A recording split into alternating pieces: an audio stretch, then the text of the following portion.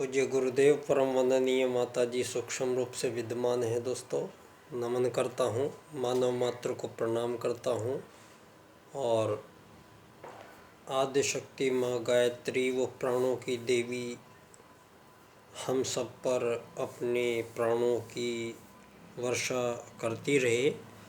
दोस्तों परम पूज्य गुरुदेव ने माँ गायत्री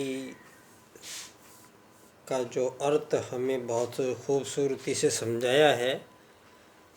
तो ज्ञ और त्रि दो शब्दों से मिलके बना है। ज्ञ बोलते हैं प्राण को, त्रि बोलते हैं धारण करने को। तो यहाँ धरती पे 84 लाख प्रकार के जीव शरीर, विभिन्न विभिन्न प्रकार की आकृति प्रकृति, विभिन्न प्रकार के रहन सहन, विभिन्न प्रकार के उनके आहार, विभिन्न प्रकार की उनकी जीवन आयु, विभिन्न प्रकार के उनके जीवनों के मध्य जो जीवन संबंधी क्रिया व्यापार, ये अगर आप लोग कल्पना करें तो देखेंगे कि 84 लाख प्रकार के जो प्रजातियां हैं, 84 लाख प्रकार की, एक ही प्रजाति में यदि यहाँ चींटियाँ एक प्रजाति है, तोता एक प्रजाति है, चिड़िया एक प्रजाति है, कुत्ते, बंदर, बिल्ली, भालू, शेर, तोते, बत्तख, ये अनंत प्रकार के जलचर नभचर यहाँ पे इतने प्रकार के जीव हैं। तो दोस्तों सभी जीवों में अगर एक बात हम कॉमनली देखेंगे तो ये मानव को सहज ही ज्ञात हो जाएगा कि धरती पे जो मानव जीवन यहाँ आया है धरती पे, तो धरती पे मानव जीवन के साथ साथ यहाँ पर दोस्तों अन्यतर प्राणियों में वही परमात्मा का एक अंश आत्मा, आत्मवत सर्वभूतेश्वर वसुदेव कुटुंबकम, ये दो सूत्र हैं जो यहाँ 84 लाख प्रकार के जीव समुदाय है। जैसे कुत्ता एक समुदाय है, बिल्ली एक समुदाय है, मेरे पास आजकल दोनों हैं। ये एक तो यहाँ पर ये झांक ही रही है मेरे पास। तो दोनों दोस्तों ये एक ही प्रजाति के जो जीव हैं, इनमें आत्मत सर्वभूतेषु सब, जैसे बिल्ली है तो बिल्ली, सारी की सारी बिल्लियाँ एक प्रजाति है। कुत्ते हैं विभिन्न प्रकार के हैं लेकिन एक ही प्रजाति के हैं। तो एक ही प्रजाति के जीवों के मध्य जीवों की संख्या और उनके जो गणना की जाएगी तो धरती पे आश्चर्य में पड़ना पड़ेगा कि मानव ही एकमात्र प्राणी यहाँ अकेला नहीं है।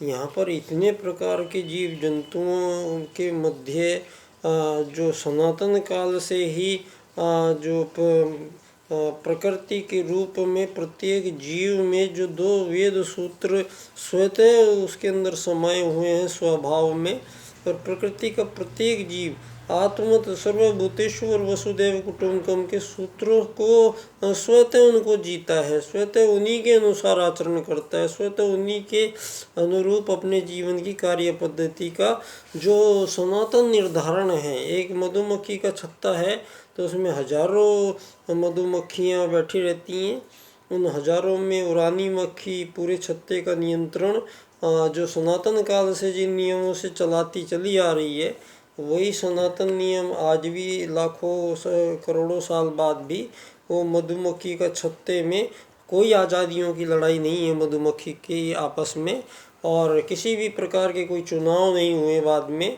किसी भी प्रकार की नए राजनीतिक दर्शन का उन्होंने वहाँ पर प्रयोग नहीं किया, और उन्हीं सनातन नियमों से वो आज तक संचालित है। दोस्तों यहाँ जितनी भी त्रुटि हुई है वो यहाँ मानवीय त्रुटियाँ हैं, और मानवीय त्रुटियाँ यहाँ कुछ ऐसी हुई हैं जो यहाँ कई सौ साल से जो त्रुटियाँ चल पड़ी थी वो उन्हीं के अनुसरणशील मानव को होना पड़ा है, रहना पड़ा है और रहता चलाया है। वैसे ही मानवों को कुछ युग की ऐसी गलतियां हैं जो मानव यहाँ पर करता चला आया है। तो दोस्तों, आज हम जो जिस परिप्रेक्ष्य में यहाँ पर बात कर रहे हैं, ये बेला है परम पूज्य गुरुदेव की युग परिवर्तन काल की। तो युग परिवर्तन काल में यहाँ मानवों के मध्य मुख्यतः जो राजनीति के कारण, क्योंकि आज दुनिया में राजनीति धर्म अलग क्षेत्र बना दिया है राजनीति ने, और राजनीति ने अपना क्षेत्र अलग बना लिया है। तो धर्म क्षेत्र को ही राजनीति आज हस्तक्षेप करती हुई नजर आती है।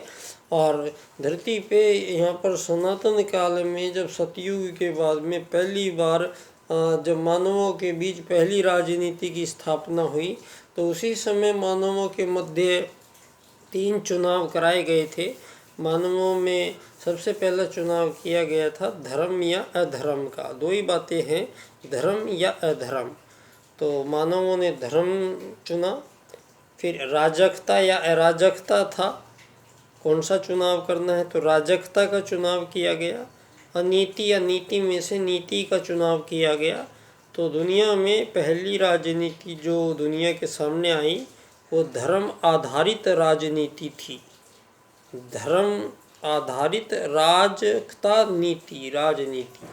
तो ये धरती की पहली धर्म आधारित राजनीति मनु धरती के पहले राजा थे, जिन्होंने मनुवाद, मनु संहिता के रूप में पूरे मानव के संपूर्ण लक्ष्य को प्राप्त कराते हुए धर्म अर्थ काम मोक्ष की प्राप्ति कराती हुई मानव को ब्रह्मचर्य ग्रस्त वानप्रस्थ संन्यास के माध्यम से मोक्ष प्राप्ति के लक्ष्य को ध्यान में रखते हुए संपूर्ण रूप से उसका निर्माण किया, जो हजारों साल तक चलते रही। यहाँ पर वो पद्धतियाँ, यहाँ पर जो त्रुटियाँ हुई हैं वो यहाँ पर हमारे ही मानवों के मध्य, और जो 4 प्रकार के कार्य उसमें बताए गए हैं मनु में, ग्रंथ में भी, तो वो 4 प्रकार के कार्य यहाँ मानवों को हमेशा ही करने पड़ेंगे, चाहे आज, चाहे 1000 साल पहले, चाहे 1000 साल बाद में, चाहे 10,000 साल बाद में। यहाँ पर ये जो 4 प्रकार के कार्य हैं, जो ब्राह्मण कहा है वो ज्ञान देने वाले लोग, प्रशिक्षण शिक्षण देने वाले लोग हैं, वो हमेशा रहते हैं।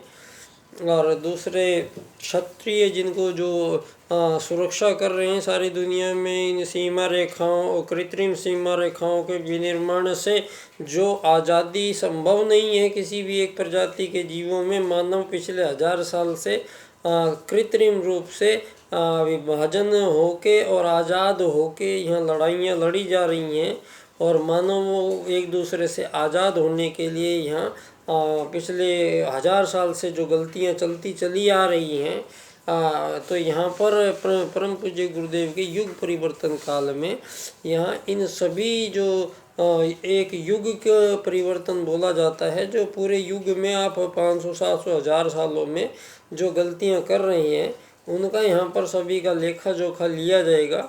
और जो गलतियां हैं, क्योंकि मानव यात्री है, धरती का तो मालिक नहीं बन सकता, ना फिर ये नौकर अमीर गरीब का फेर क्यों है। तो दीनदयाल जी अर्थायाम आधारित एकात्म मानववाद में आपकी पूंजीवादी लोकतंत्र को पूरी तरीके से धरती से विदा करते हैं, और धरती के 7 अरब लोगों को नए पैकेज के रूप में एक ऐसी राजनीति दीनदयाल उपाध्याय जी के 4 सूत्र प्रस्तुत करते हैं। आर्थिक लोकतंत्र द्वारा अर्थायाम आधारित एकात्म मानववाद की स्थापना से अंत्योदय की प्राप्ति, यही आत्मवत सर्वभूतेषु वसुदेव कुटुंबकम का मिलान होगा। और मेरा विषय है एकात्म मानववाद एवं समग्र व संपूर्ण वैश्वीकरणवाद, टोटल एंड कंप्लीट ग्लोबलाइजेशन। दोस्तों, इन्हीं विषयों के साथ मैं बच्चा डॉक्टर आप सभी लोगों को एक ऐसी दुनिया का जो परम पूज्य गुरुदेव का सपना है, जो युग परिवर्तन काल में, तो यहाँ पर बहुत बड़े परिवर्तन होने जा रहे हैं। उसका एक राजनीतिक जो परिवर्तन का दायित्व गुरु जी ने दीनदयाल जी को दिया था, उन्होंने वो 4 सूत्र दे के पूरा किया। उन्हीं सूत्रों की मैं आपसे चर्चा करता रहूँगा। धन्यवाद बच्चा डॉक्टर।